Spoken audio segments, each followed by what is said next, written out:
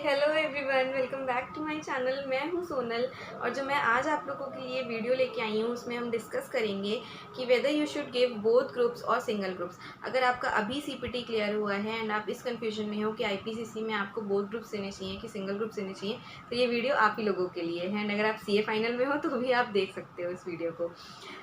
इस वीडियो में मैं आप लोगों से डिस्कस करूंगी कि जब आप ये डिसाइड करने जा रहे हो कि आपको बोथ ग्रुप्स देने हैं कि सिंगल ग्रुप देने हैं, तो आपको क्या क्या चीज़ें अपने माइंड में कंसिडर करनी चाहिए। Ultimate decision is yours, but यहाँ पे सिर्फ गाइडेंस मिल सकती है कि आपको चीज़ें कैसे डिसाइड करनी है। मैं अपनी लर्निंग्स एंड एक्सपीरियंसेस के बेसिस पे आपसे कुछ चीज़ें शेयर करना चाहती हूँ। आई होप ये वीडियो आप लोगों को बहुत हेल्प करेगी because this topic is really very important. And please इसे लाइक कर देना, शेयर कर देना, एंड प्लीज़ यार सब्सक्राइब कर लो चैनल को, बिकॉज मैं ऐसे ही अच्छे अच्छे वीडियोज़ हर वीक लेके आने वाली हूँ आप लोगों के लिए, तो चीज़ें मिस आउट ना हो। वो डिस्कसिंग कि आपको ये कैसे डिसाइड करना है कि आपको बोथ ग्रुप्स देने हैं कि आपको सिंगल ग्रुप देना है। लेट्स फर्स्ट अंडरस्टैंड कि आपको बोथ ग्रुप्स देने में क्या एडवांटेज है एंड सिंगल ग्रुप देने में क्या एडवांटेज है। जब आप बोथ ग्रुप्स देते हो तो बोथ ग्रुप्स में आपकी एआईआर अगर आप एम कर रहे हो तो आपकी एआईआर तभी आएगी जब आप बोथ ग्रुप्स दे रहे हो। सेकंड बेस्ट एडवांटेज जो आपको मिलता है बोथ ग्रुप्स देने में वो मिलता है सेट ऑफ का। सेट ऑफ में क्या होता है कि अगर आपका एक सिंगल ग्रुप है एंड उसमें आपके 196 मार्क्स आते हैं out of 400, and second group में आपके अगर 204 मार्क्स आ जाते हैं तो वो एग्रीगेट मिलके 400 मिल जाते हैं ना, आप पास हो जाते हो। थर्ड एडवांटेज रहता है कि आप जल्दी से सीए बन जाते हो। फर्स्ट ग्रुप में क्या एडवांटेजेस हैं? फर्स्ट ग्रुप में ये एडवांटेज है, अगर सपोज आपकी कोचिंग्स नहीं टाइम से हुई हैं कंप्लीट, या फिर आपका रिवीजन आपको लगता है कि नहीं कंप्लीट हो पाएगा and you are not ready to handle the pressure of both groups, आपको सिंगल ग्रुप में जाना चाहिए बिकॉज उसमें आपका स्ट्रेस कम होता है एंड प्रिपरेशन आपकी सिंगल ग्रुप की बहुत बेस्ट हो जाती है कम टाइम में। आपको ये पता होता है कि हम शॉर्ट जो है एक ग्रुप तो क्लियर करेंगे। नाउ लेट्स डिस्कस कि आपको क्या क्या पॉइंट्स कंसिडर करने चाहिए बिफोर डिसाइडिंग कि आपको बोथ ग्रुप्स के लिए जाना है कि आपको सिंगल ग्रुप के लिए जाना है। उसमें सबसे पहला जो पॉइंट आता है वो ये आता है कि सबसे पहले आपको क्या करना है, सबसे पहले आपको अपनी स्ट्रेंथ्स एंड वीकनेसेस का एक एनालिसिस करना है। बिकॉज आप जितना आपको सबसे अच्छे से जान पाते हो उतना कोई नहीं जान सकता। आपका पोटेंशियल एंड कैलिबर आपको पता होता है कि जो सीए कोर्स आपसे डिमांड कर रहा होता है, सीए कोर्स बहुत ज़्यादा वास्ट है कि उसमें हमें ना सीटिंग आवर्स बहुत ज़्यादा लगते हैं, बहुत ज़्यादा पढ़ाई करनी होती है, बहुत ज़्यादा रिटेन करनी होती है चीज़ों को लेके।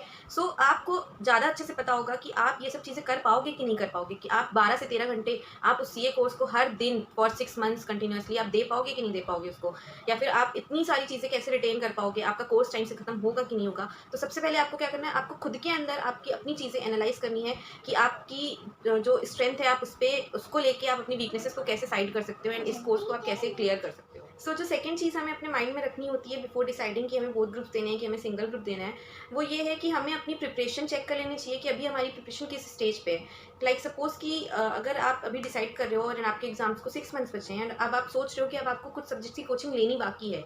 सीए कोर्स में ऑन एन एवरेज अगर हम देखें तो जो कोचिंग्स हैं वो 4 to 3 मंथ्स चलती हैं एंड आप अपनी कोचिंग्स को बहुत सीरियसली करोगे कि वो ऑन टाइम खत्म हो जाएंगी।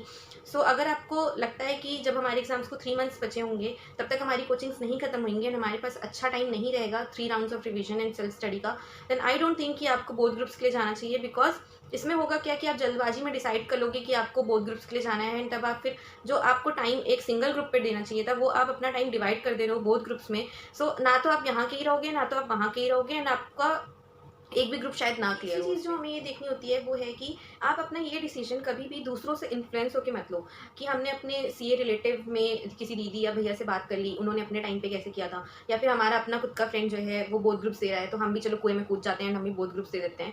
प्लीज़ ऐसा मत करो बिकॉज आपको अपना पोटेंशियल पता है कि आप क्या चीज़ें कर सकते हो एंड आपके पास आपकी जो प्रिपरेशन है वो कैसे अभी तक हुई है। हो सकता हो कि आपके फ्रेंड की प्रिपरेशन आपसे अच्छी हुई हो तो उसने डिसाइड किया हो कि वो बोथ ग्रुप्स देगा, या फिर उसकी कुछ और माइंडसेट हो, बट हो सकता है आपके वो चीज़ें ना हो। तो आप प्लीज़ उससे इन्फ्लुएंस होकर कभी भी ये डिसीजन मत लेना किसी और से इन्फ्लुएंस होकर।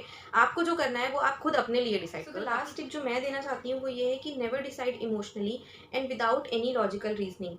फॉर एग्जाम्पल कि हमें ये लगता है कि हमारे फैमिली प्रेशर बहुत है, हमारा वो फ्रेंड सीए बन गया, हम पीछे बहुत छूट गए हैं, या फिर हमारी एज हो गई है तो हमें बस बोथ ग्रुप्स देने हैं एंड हम इतनी जी जान लगा के मेहनत करेंगे, इतने एफर्ट्स डालेंगे कि हमारा सीए क्लियर हो जाएगा एंड हम भी सीए बन जाएंगे।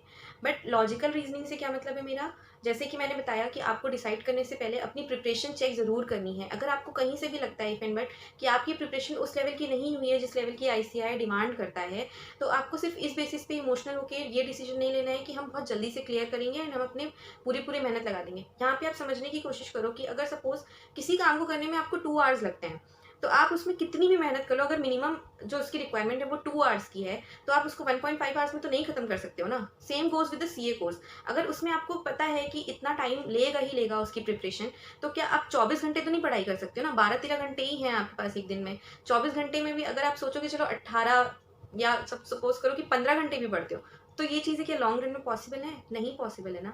तो आप प्लीज़ इमोशनल होकर डिसीजन मत लो, लॉजिकल रीजनिंग के साथ लो। बिकॉज अगर आपने इस तरीके से डिसीजन लिया तो बिलीव मी आपको बाद में जाके बहुत ज़्यादा रिग्रेट होगा, एंड आपके 6 मंथ्स वो वेस्ट हो जाएंगे, एंड फिर आपको लगेगा कि मैंने तो इतनी मेहनत करी थी, इतना सब कुछ किया था, तब भी मेरा सीए नहीं क्लियर हुआ। एंड फिर वो जो डीमोटिवेशन होता है ना, उसका लेवल आप किसी को समझा भी नहीं पाओगे, एंड कोई उसका समझ भी नहीं पाएगा।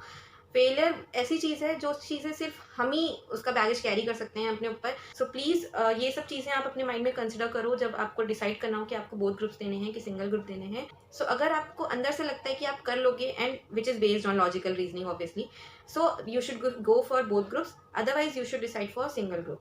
So that's all for today. अगर आपको ये वीडियो पसंद आई हो या फिर और कोई आपको सजेशंस हो तो प्लीज़ आप कमेंट बॉक्स में कमेंट कर दो, एंड अगर आपको ये वीडियो अच्छा लगा हो तो प्लीज़ लाइक कर दो एंड शेयर कर दो उन दोस्तों के साथ भी जो अभी भी कंफ्यूज है कि उन्हें बोथ ग्रुप्स देने हैं कि सिंगल ग्रुप्स देने हैं। मे भी उन्हें भी थोड़ी सी हेल्प मिल जाए, and please don't forget to subscribe my channel. Thank you, bye.